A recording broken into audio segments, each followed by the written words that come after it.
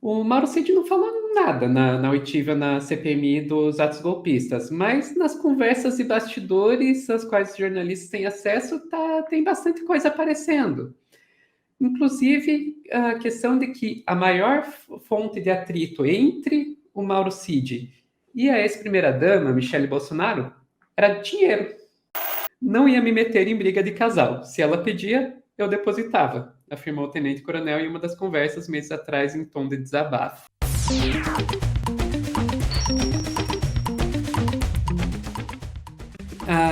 A gente está falando aqui de uma conversa que foi revelada recentemente pelo Metrópolis, nessa reportagem aqui. Né? Dona Michele era muito difícil e não gostava de mim, de Cid.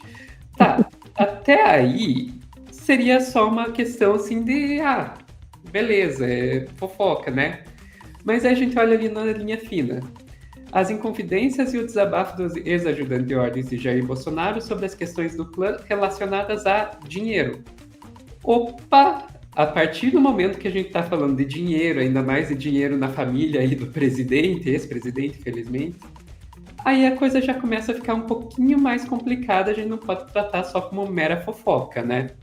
Mas tá, eu falei de atrito, que tipo de atrito que rolava entre o Mauro Cid e a Michelle? A gente vai lá no texto e vai dizer, né, ó, Cid conta que tinha ordens explícitas de Bolsonaro para pagar contas da própria Michelle, mas que então o presidente detestava que ele pagasse também faturas de familiares da primeira-dama.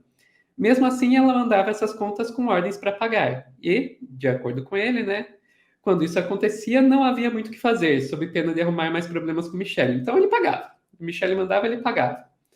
Não ia me meter em briga de casal. Se ela pedia, eu depositava, afirmou o tenente-coronel em uma das conversas meses atrás em tom de desabafo.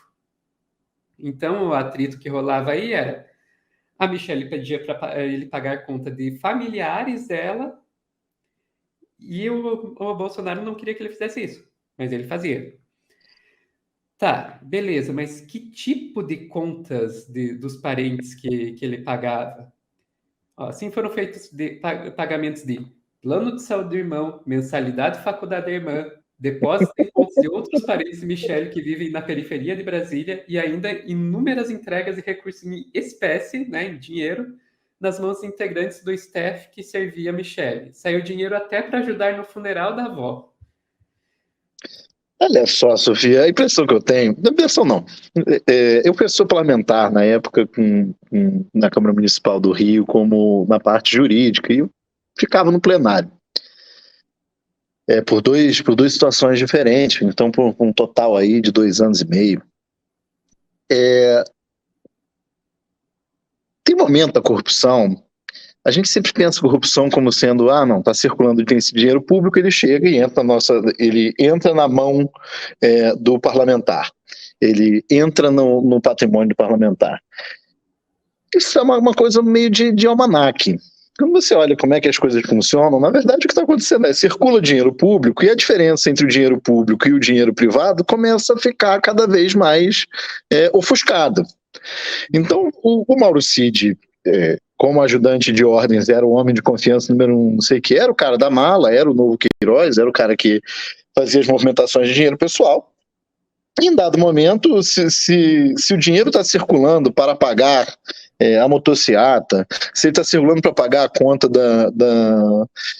um dos 26 imóveis que eles compraram com dinheiro vivo, ou a Michelle devia provavelmente cobrar que se pagasse também as contas pessoais. Então, é um caso típico de corrupção real, que é menos eu negociei com você para receber X mil reais, e mais eu perdi noção do que é o patrimônio público e eu perdi noção do que é o patrimônio individual meu. O que é bastante curioso, né? Porque se você olha os casos todos do que foi o cação corporativo, o que foi o gasto muito alto, o que foram as discussões dos milicos com as diárias de ida para os Estados Unidos, por que todo mundo queria estar por lá, acabava envolvendo todos os casos de perda de noção do que é o patrimônio privado, do que é o patrimônio público. Me interessa muito, e essa é a parte mais oculta da história, é entender a riqueza da família Cid. A riqueza da família Bolsonaro, a gente sabe mais ou menos como funcionou. Uhum. Bolsonaro foi deputado desde sempre, o esquema de rachadinhas aconteceu desde sempre. Ele não é uma novidade na política brasileira, ele não é uma grande invenção. Não dá para dizer que ele era um corrupto típico que vendia emenda, porque ele era minoritário a maioria da sua carreira, mas como ele conseguiu colocar três dos cinco filhos na política, ele acabou tendo muita mala para fazer essas rachadinhas, e depois, quando foi chegando ao poder, subindo no poder, em especial a situação toda do Flávio, possivelmente relação com milícias e por aí vai, começou a circular mais dinheiro. Quando chegou à presidência em si, a gente tem casos bastante escabrosos de corrupção típica, né, sem ser essa mera confusão patrimonial. Agora, já a família do Mauro Cid, tem um trust americano. Eles têm 10 milhões de reais no trust. Na verdade, eles têm 10 milhões de reais em uma mansão. A gente não sabe qual o tamanho do trust, porque os trusts, em geral, são ocultos, o total patrimonial. 8,5 em uma única mansão, né? É 2 milhões de dólares, né? Então o número vai flutuando um pouquinho. Exato. Tá caindo, coitado. O governo Lula tá empobrecendo ele. Mas sendo que o pai dele era general. Por mais que a gente olhe os salários generais brasileiros e ache que os salários generais brasileiros são altos, 50 mil reais por mês não acumulam um patrimônio de 10 milhões de reais ao longo da vida. Ainda mais porque não se tem notícia de que a família Cid tenha sido exatamente austera. O que a gente sabe, na prática, era um general da ditadura, então podia estar em 1 bilhão de boquinhas, não havia imprensa para denunciar, a gente não sabia quais eram os casos envolvidos. Toda vez que alguém resolvia denunciar casos de corrupção na ditadura, acabava morto, acabava exilado, acabava sem acesso à informação em si. Não, aí me preocupa. E aí uma questão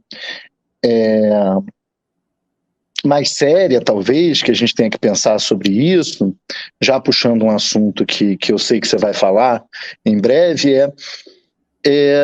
a família Cid manteve um contato com os Estados Unidos e, portanto, ela faz parte dessa interlocução com uma extrema-direita mundial. Muito provavelmente. A gente não sabe. Parte da maluquice toda é que a gente não tem acesso a todos os detalhes. A gente vê ali uma foto de Steve Bannon com Eduardo Bolsonaro e acha que ela é o centro de tudo. Mas agora que tem essa notícia do irmão do Daniel Cid, né, sendo um dos caras do Gabinete do Ódio, possivelmente o chefe do Gabinete do Ódio, que a gente sempre pensou que fosse o Carluxo, é provável que a conexão com a extrema-direita mundial, que envolveu uma transferência técnica da capacidade de redes, aí aquela discussão toda de Cambridge Analytica, como é que esses caras cresceram tão subterraneamente tão rápido e por aí vai, passe por eles. E aí fica um pouquinho mais interessante da gente estudar o resultado prático.